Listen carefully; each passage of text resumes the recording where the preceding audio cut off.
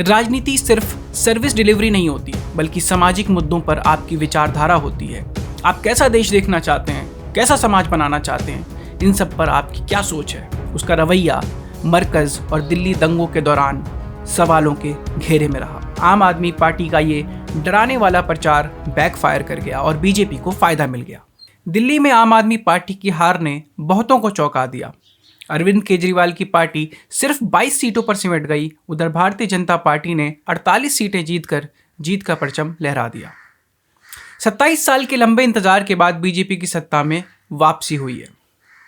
चारों तरफ इसी बात की चर्चा है कि जो केजरीवाल पिछले 10-12 सालों में देश की राजनीति का एक बड़ा चेहरा बनकर उभरे, वही केजरीवाल आज न सिर्फ अपनी पार्टी की करारी शिकस्त देख रहे हैं, बल्कि खुद भी अपनी सीट हार गए। आखिर ऐसा क्या हुआ कि जो शख्स काम की राजनीति का दावा कर रहा था, उसे जनता ने इस कदर नकार दिया? क्या ये भ्रष्टाचार के आरोपों का असर था, या फिर मुफ्त की राजनीति फेल हो गई, या फिर बीजेपी की रणनीति भारी पड़ी, या बिना किसी सामाजिक विचारधारा के राजनीति करने का ये नतीजा है? सवाल कई हैं, आज इन सब पर बात करेंगे। पहले हम चुनाव के मुख्य नतीजों को जानते हैं, फिर आम आदमी पार्टी की हार की वजहों पे आपसे बात करेंगे।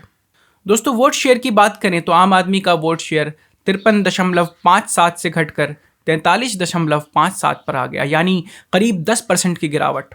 वहीं 26 साल सत्ता से बाहर रहने के बाद भाजपा ने न सिर्फ वापसी की, बल्कि अपने वोट शेयर को भी मजबूत कर लिया। बीजेपी का वोट शेयर 2015 में 32.3 था, 2020 में बढ़कर 38.51 और अब 45.56 तक पहुंच गया है। कांग्रेस का वोट शेयर जरूर 4.3 से बढ़कर 6.34 हुआ, पर यह बढ़त आम आदमी पार्टी के लिए सिरदर्द जरूर बन गई।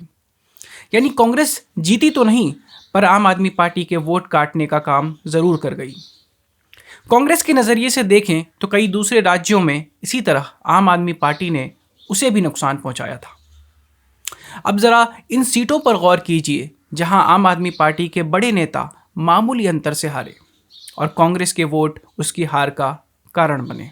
नई दिल्ली सीट अरविंद केजरीवाल को बीजेपी के परवेश वर्मा ने 4089 वोटों से हराया और कांग्रेस के संदीप दीक्षित ने 4568 वोट अपने खाते में डाले। जंगपुरा सीट आम आदमी पार्टी के बड़े नेता मनीष सिसोदिया मात्र 675 वोटों से हारे, पर कांग्रेस के फरहाद सूरी ने 7350 वोट बटोर के उनकी हार का कारण बने। ऐसी कम से कम 11 सीटें और हैं जहां कांग्रेस आपकी हार का एक कारण बनी है। आम आदमी पार्टी के लिए चुनाव अब तक का सबसे मुश्किल मुकाबला माना जा रहा था, क्योंकि जिस संकट से पार्टी पिछले 2 सालों से गुजरी, उसके लिए ये लड़ाई बहुत बड़ी चुनौती थी। आम आदमी की पूरी टॉप लीडरशिप भ्रष्टाचार के आरोपों में सीबीआई और ईडी की जांच के घेरे में रही। दिल्ली में शराब नीति घोटाले का जिन पूरे चुनाव में सिर चढ़कर बोला। अब इस कहानी में एक और ट्विस्ट था, शीश महल। बीजेपी और खुद प्रधानमंत्री मोदी ने केजरीवाल के आलीशान बंगले को चुनावी मुद्दा बना दिया। 6 फ्लैग स्टाफ रोड यानी कथित शीश महल आम आदमी पार्टी के लिए एक और बड़ा सिरदर्द बन गया। अरविंद केजरीवाल और आम आदमी पार्टी ने पूरे चुनाव प्रचार के दौरान एक ही लाइन पकड़ी, अगर बीजेपी आई तो आपकी सारी सरकारी सुविधाएं बंद हो जाएंगी।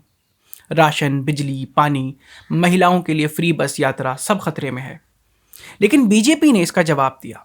बीजेपी ने दावा किया कि वे आम आदमी पार्टी की योजनाओं को बंद नहीं करेंगे, बल्कि उन्हें जारी रखेंगे। इसने मतदाताओं के मन में एक सवाल खड़ा कर दिया कि अगर बीजेपी वही सुविधाएं जारी रखने वाली है तो फिर डरने की क्या बात है। राजनीतिक विश्लेषकों के मुताबिक आम आदमी पार्टी का ये डराने वाला प्रचार बैकफायर कर गया और बीजेपी को फायदा मिल गया। आम आदमी पार्टी जहां डर दिखाकर वोट मांग रही थी, वहीं बीजेपी विश्वास का नैरेटिव बना रही थी।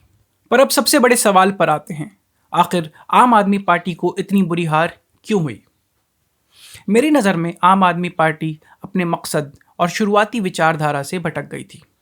जो पार्टी ईमानदारी और सुशासन का दावा करके सत्ता में आई थी, वही पार्टी अब भ्रष्टाचार के आरोपों में घिर गई। प्रशांत भूषण कहते हैं, जो कि केजरीवाल के साथ ही हुआ करते थे, कि केजरीवाल ही आम आदमी पार्टी के इस करारी हार के सबसे बड़े जिम्मेदार हैं। एक ऐसी पार्टी जो वैकल्पिक राजनीति का वादा लेकर आई थी, जो पारदर्शी, जवाबदेह और लोकतांत्रिक होनी चाहिए थी, देखते ही देखते केजरीवाल के नेतृत्व में एक सुप्रीमो केंद्रित, अपारदर्शी और भ्रष्ट व्यवस्था में बदल गई। जिस लोकपाल की लड़ाई से पार्टी का जन्म हुआ, उसे ही भुला दिया गया। लेकिन मेरे आकलन में सबसे बड़ा कारण यह रहा कि आम आदमी पार्टी की कोई ठोस सामाजिक विचारधारा थी ही नहीं। केजरीवाल और उनकी पार्टी लगातार अपनी लाइन बदलते रहे और केंद्र की राजनीति के साथ साथ बहते हुए धीरे धीरे राइट विंग की राजनीति की ओर बढ़ते चले गए और उसके सामने ये मानिए कि कंप्लीट सरेंडर ही कर दिया। जहां देश में बढ़ते सांप्रदायिक माहौल को रोकने की उम्मीद लोग उनसे लगाए बैठे थे, वहीं पार्टी ऐसे मुद्दों से लगातार दूर बनी रही। उसका रवैया मरकज और दिल्ली दंगों के दौरान सवालों के घेरे में रहा। राजनीति सिर्फ सर्विस डिलीवरी नहीं होती, बल्कि सामाजिक मुद्दों पर आपकी विचारधारा होती है। आप कैसा देश देखना चाहते हैं, कैसा समाज बनाना चाहते हैं, इन सब पर आपकी क्या सोच है, ये राजनीति की आत्मा होती है।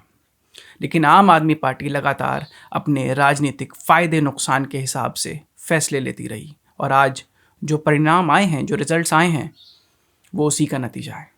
दोस्तों, अगर आपको ये वीडियो अच्छी लगी जिसमें मैं बहुत सारी घटनाओं पे अपनी राय आपके साथ शेयर करता हूँ, अपना ओपिनियन एनालिसिस आपके साथ शेयर करता हूँ, तो आपसे रिक्वेस्ट है कि इस वीडियो को शेयर कीजिए ताकि हमें भी हौसला मिले और हमें लगे कि आपको हमारा काम पसंद आ रहा है। और चैनल को अगर आप पहली बार आए हैं तो चैनल को सब्सक्राइब कर लीजिए, वीडियो को लाइक कर दीजिए। मिलते हैं अगली वीडियो में।